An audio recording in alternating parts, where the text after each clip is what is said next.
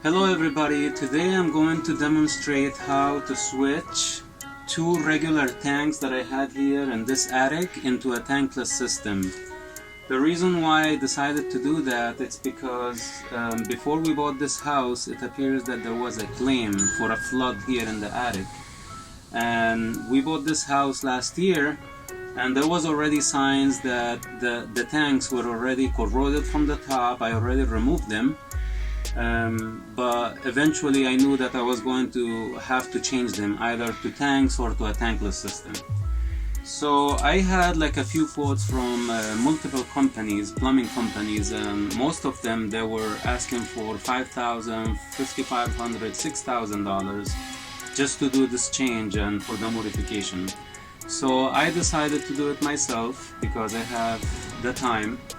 And technically what I'm going to do here is first of all merge these two pans together and make one drain for both. That way when the tank sits here, both pans are together in the middle, and then this will be the exhaust for the tankless system. This will be the intake, and I have a 3/4 inch gas pipe, which is more than enough for this Rinnai RUR 9.8 gallons per minute tankless system.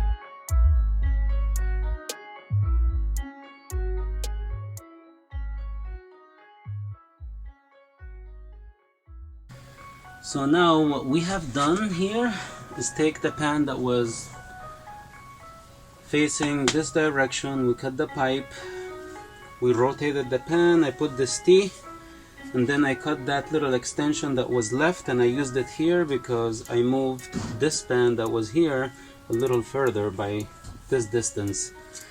So now we either put a clip or we put like something to merge these together, and we have a big pan for the tankless tank.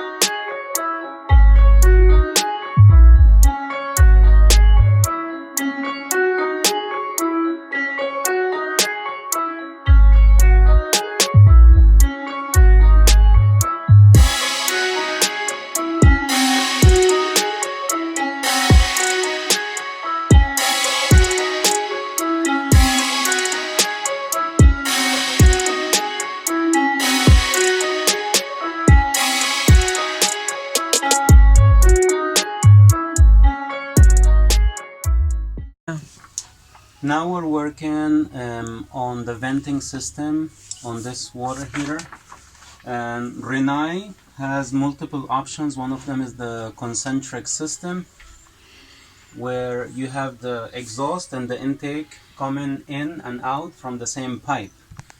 But because that pipe alone, if you were to buy it, it's about $130. I decided to use the Schedule 40 PVC solid core, and I already have 2 holes drilled in my pitched roof. This one will be the exhaust and this one will be the intake. So because I did this setup in a way where I'm gonna have the exhaust coming straight up in one tube, and then I have these elbows. One is a street elbow. Actually, I'm gonna use 3 street elbows and 3 regular 90 elbows. So one will come here, then a small pipe, and then another regular 90, and then coming up. And the difference between the distance, it's 12 inches, as shown here in this diagram. So it's gonna come up, and then I'm gonna put 2 elbows.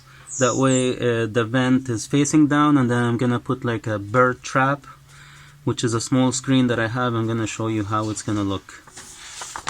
So you have 2 street elbows that will come together like this, and this is like a drain or snap-in drain cap that I picked up. It's for drains, but I couldn't find anything else, so I'm gonna use it to secure it onto this to prevent anything from going in.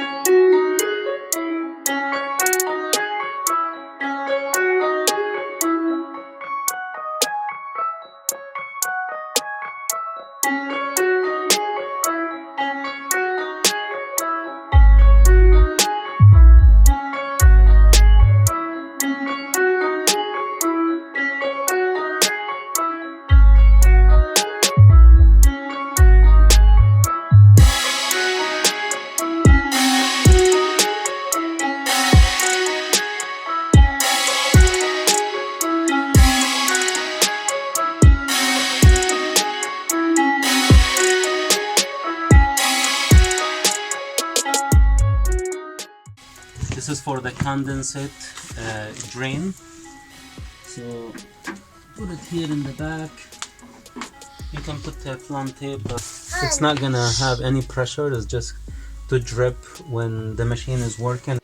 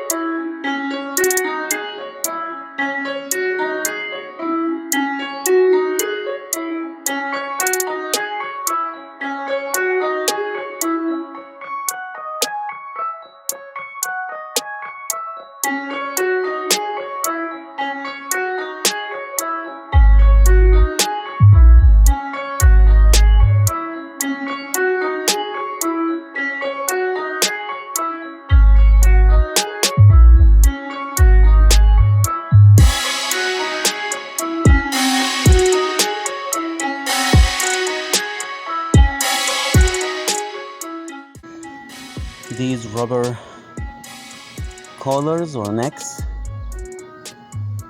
The old ones were 4 inches. This is a 3-inch. This is how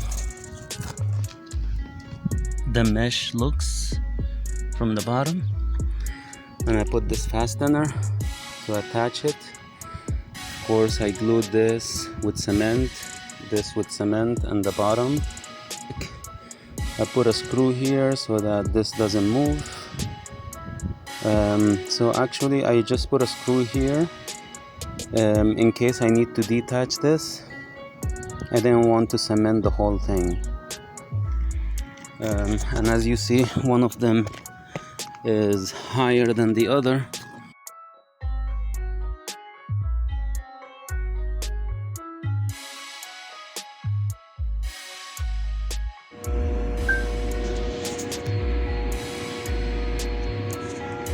Alright, just wanted to show you here the straps that I had to put to make this tight. Okay, put a screw here to hold this exhaust, put a screw here, one here, strap pulling down, and this one is pulling up. Screw here. I didn't want to use any glue or cement just in case if I need to disassemble them, it's easier.